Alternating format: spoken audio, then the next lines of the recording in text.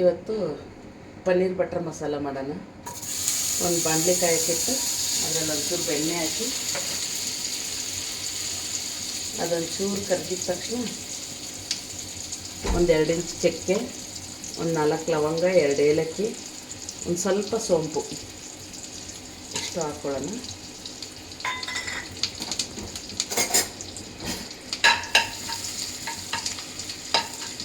ಅದೊಂಚೂರು fry ಆದ ತಕ್ಷಣ ಶುಂಠಿ ಬೆಳ್ಳುಳ್ಳಿ,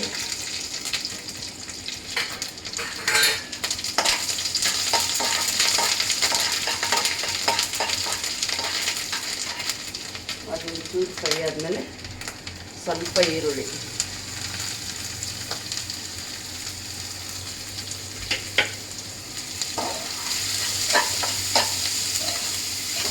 ಇದೊಂದು ಸ್ವಲ್ಪ ಫ್ರೈ ಆಗಲಿ. ಇವಾಗ ಒಂದು 4 ಟೊಮೆಟೊ ಹೆಚ್ಚಿರೋದು,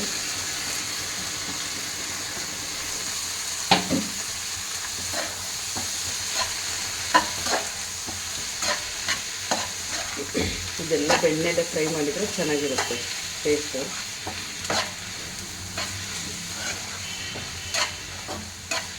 ಇದು ಸ್ವಲ್ಪ ಮೆತ್ತಗಾಗಲಿ. ಹಿಂಗೆ ಒಂದು 10 ರಿಂದ 15 ಗೋಡಂಬಿ, ಒಂದು 2 ಸ್ಪೂನ್ನಷ್ಟು ಗಸಗಸೆ ಇಷ್ಟು ಇದರಲ್ಲೇ ಹಾಕೊಂಡು ಫ್ರೈ ಮಾಡ್ಕೊಳ್ಳೋಣ. ಇದು ಇವಾಗ ಆಗಿದೆ, ಆಫ್ ಮಾಡಿಕೊಂಡು ತಣ್ಣಗಾದ್ಮೇಲೆ ರುಬ್ಕೊಬರೋಣ. ಇವಾಗ ಒಂದು ಬಾಣಲೆ ಕಾಯಕ್ಕಿಟ್ಟು ಅದರಲ್ಲಿ ಇನ್ನೊಂಚೂರು ಬೆಣ್ಣೆ ಹಾಕಿ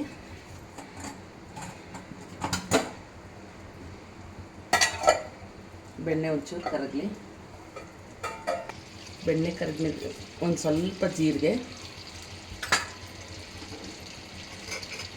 ಒಂದು ಅರ್ಧ ಅಷ್ಟು ಈರುಳ್ಳಿ ಉಳಿಸ್ಕೊಂಡಿದ್ನಲ್ಲ ಅದು,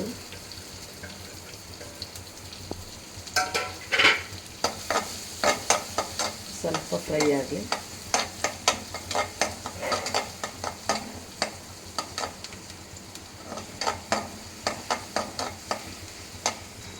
ಒಂದು ಸ್ಪೂನಷ್ಟು ಧನಿಯಾ ಪುಡಿ, 1.5 ರಿಂದ 2 ಸ್ಪೂನಷ್ಟು ಅಚ್ಚ ಖಾರದ ಪುಡಿ ಹಾಕ್ಕೊಂಡಿದ್ದೀನಿ. ನಿಮಗೆ ಖಾರ ಎಷ್ಟು ಬೇಕು ನೋಡಿಕೊಂಡು ಹಾಕೊಳ್ಳಿ. ಇದೊಂಚೂರು ಹಸಿ ವಾಸನೆ ಹೋಗಲಿ.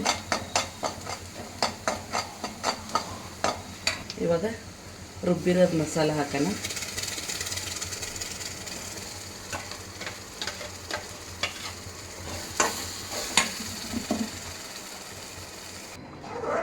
ಇವಾಗ ಸ್ವಲ್ಪ ನೀರು ಹಾಕೊಂಡು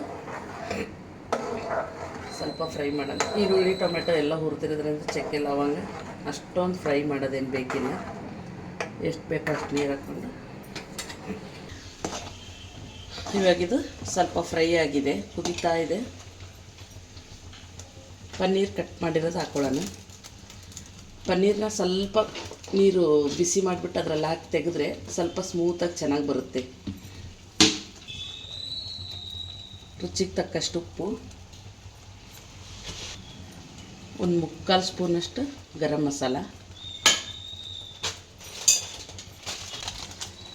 ಸ್ವಲ್ಪ ಕಸೂರಿ ಮೇಥಿ. ಲಾಸ್ಟಲ್ಲಿ ಕಸೂರಿ ಮೇಥಿ ಹಾಕಿದರೆ ಗಮ್ಮಂತ ಟೇಸ್ಟ್ ಚೆನ್ನಾಗಿರುತ್ತೆ.